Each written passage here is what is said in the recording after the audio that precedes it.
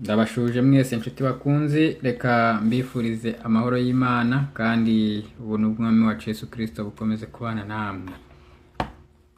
Reka twongere turebere hamwe icyigisho cyacu cy'umunsi, aho turi ku ngingo ivuga ngo kora ugifite uburyo.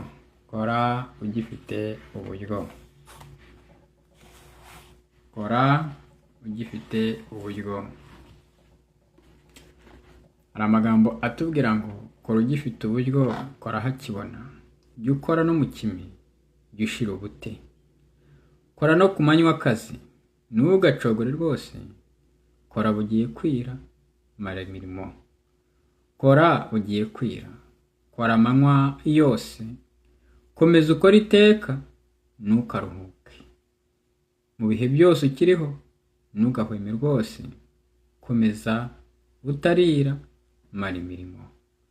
Kora bugiye kwira, ubu harabona. Bugiye kugoroba, gira n'ingoga. Ugeze ko bwira rwose, izuba rirenze, ntugatuze gukora, mara imirimo. Imana ishimwe cyane.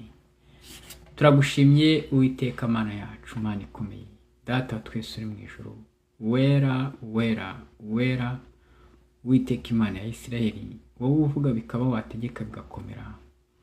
Tugushimiye uburinzi bwawe bwabanye natwe, kandi tugushimiye umurimo wawe ukora muri twebwe, kuba tugihumeka umwuka w'abazima. Izina ryawe rihabwe icyubahiro. Muri uyu mwanya twongeye kukurarika kandi ngo utwuzuze umwuka wawe. Ijambo ryawe turi gusoma, uturinde kurisoma by'umuhango. Reka ahubwo ribe irikiza imitima yacu, maze twese, buri wese uko Imana wamuhaye iri, ashishikarire kuyikoresha kugira ngo turangize imirimo. Ni mu izina ry'uwaducunguye Yesu Kristo tubisabye twizeye, amen.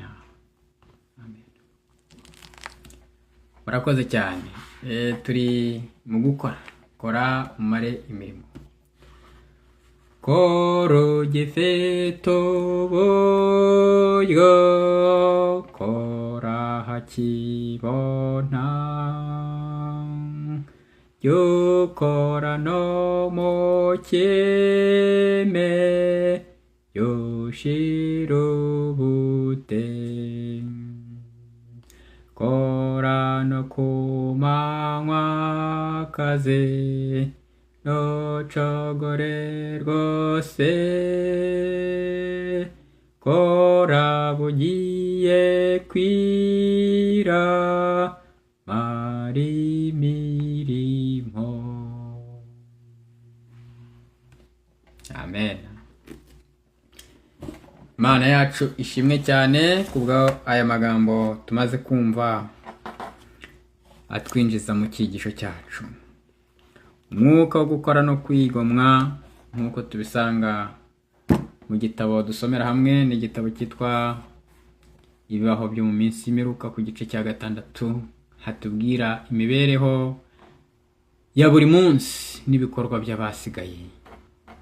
Ujye ugisoma iki gitabo nshuti yanjye. Umwuka wo gukora no kwigomwa.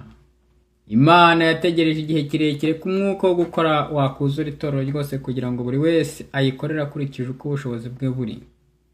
Igihe abizera b'itorero ry'Imana bazakora umurimo bashinzwe aho ukenewe hose, haba iwabo cyangwa ahandi, maze bagasoza inshingano yo kwamamaza ubutumwa bwiza, isi yose izahera ko iburirwe, maze Umwami Yesu agaruke ku isi afite imbaraga n'icyubahiro cyinshi. Imana ishimwe cyane. Iyo dusomye mu gitabo cy'Ibyakozwe n'Intumwa kuri paje ya 67, ni igitabo cyasohotse 2018, amagambo ngira ngo dufatanyirize hamwe gusoma. Dufatanyirize hamwe kuyasoma, twumve uko atubwira.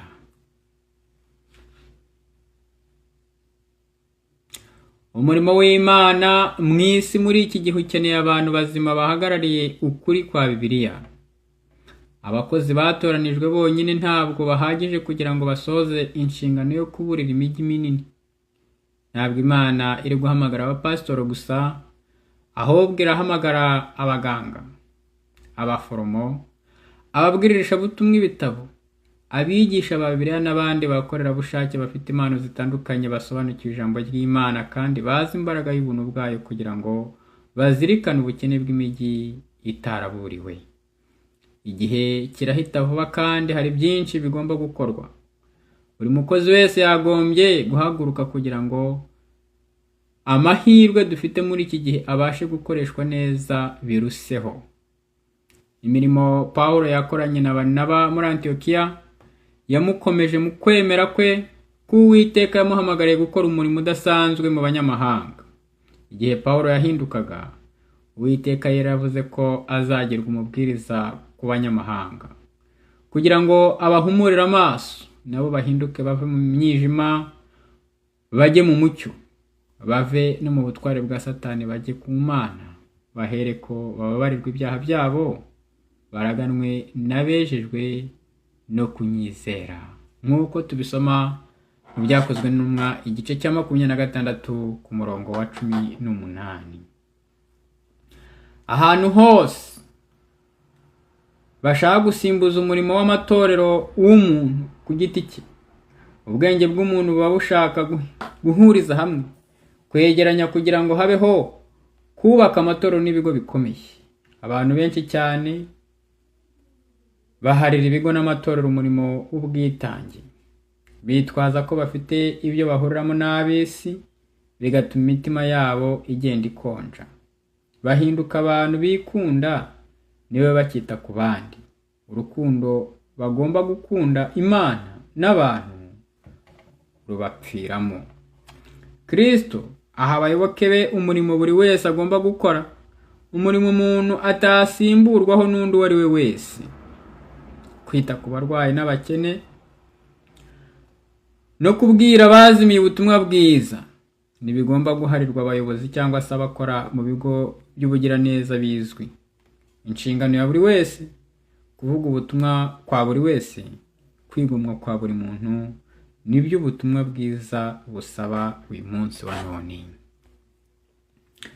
Reka rero mukomeze mukore kugeza aho nzazira. Mukomeze mukore kugera aho nzazira ni ijambo Kristo yavuze nkuko ryanditswe muri Luka igice cya 19 ku murongo wa 13. Kristo aravuga ati: mube muzigenzura kugeza aho nzazira. Birashoboka kandi ko amateka yo kubaho kwacu yaba ashigaje imyaka mike gusa akarangira, ariko tugomba gukomeza gukora kugeza igihe, cyangwa se kugeza icyo gihe, cyangwa se kugeza igihe Kristo azazira. Kristo yifuza ko buri wese yimenyereza gutekereza ibyo kugaruka kwe atuje. Abantu bose bagomba gushakashaka ijambo ry'Imana buri munsi, ariko ntibirengagize inshingano z'ubu. Kristo yavuze ko ubwo azaza agarutse, igihe azaba agarutse, bamwe mu bamutegereje bazaba bahugiye mu byo bakora. Bamwe bazaba bari mu mirima babiba, abandi bazaba basarura kandi bahunika ibisarurwa byabo, abandi nabo bazaba basya ku nsyo. Kandi Imana nishaka ko abayo yatoranije bareka imirimo bakora yo muri ubu buzima n'inshingano ngo bigire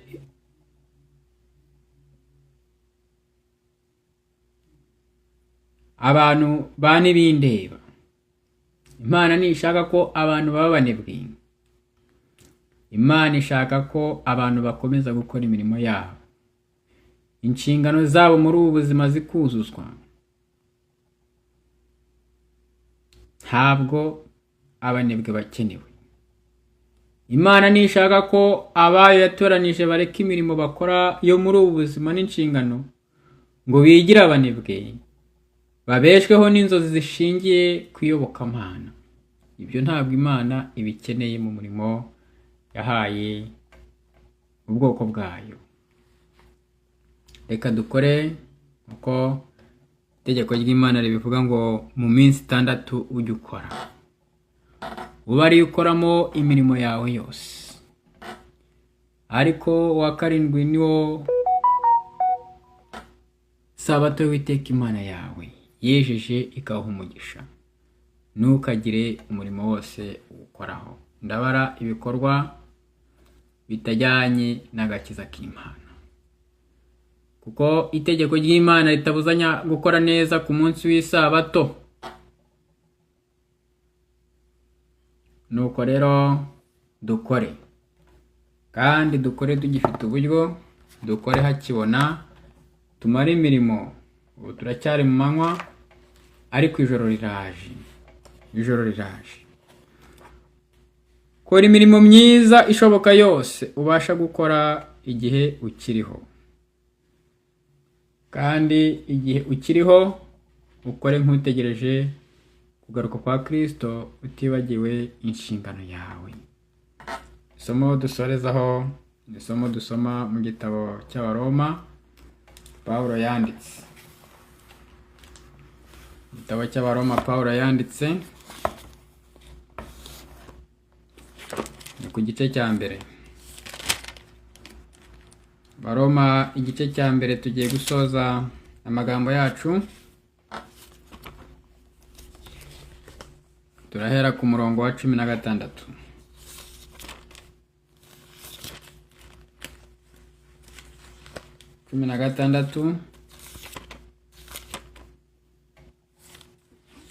Twumve icyo hatubwira. Imana yacu ishimwe cyane. Icyo nkubwira, ndakubwira ngo reka natwe tuba abakozi mu mpano twahawe.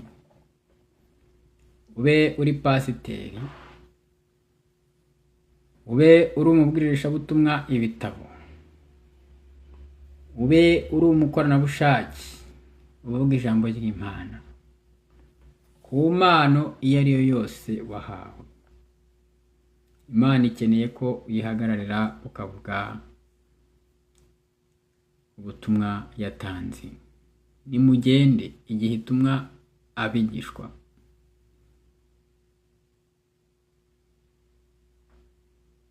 Abantu bose bakoresha ubushake, bafite impano zitandukanye, kandi basobanukiwe ijambo ry'Imana, kandi bazi imbaraga y'ubuntu bwayo, abo bakwiye gukora umurimo w'Imana. Erega ubutumwa bwiza nibuntera isoni, kuko ari imbaraga y'Imana ihesha uwizeye wese gukizwa, uhereye ku Muyuda ukageza ku Mugiriki. Kuko muri bwo ari namo gukiranuka kuva ku Mana guhishurirwa, guheshwa no kwizera, kugakomezwa nako.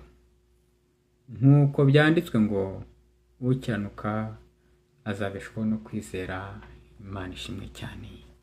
Yakobo yandika igice cya 4 ku murongo wa 17, aravuga ngo nuko uzi gukora neza nabikore umubere icyaha. Nshuti bakunzi, ndabashimiye mwebwe mwabanye nanjye. Mumeje kubifuriza amahoro atangwa n'Uwiteka Imana yacu.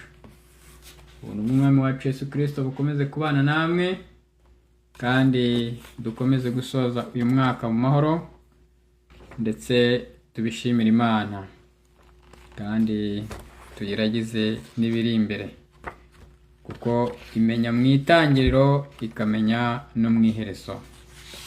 Mu gihe twebwe ibyo tuzi ari iby'isaha tuba turimo, ariko ibiri imbere tuba ntabyo tuzi.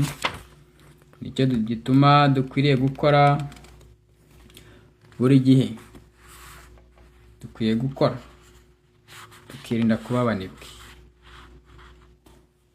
Rwose Imana ibishimire cyane.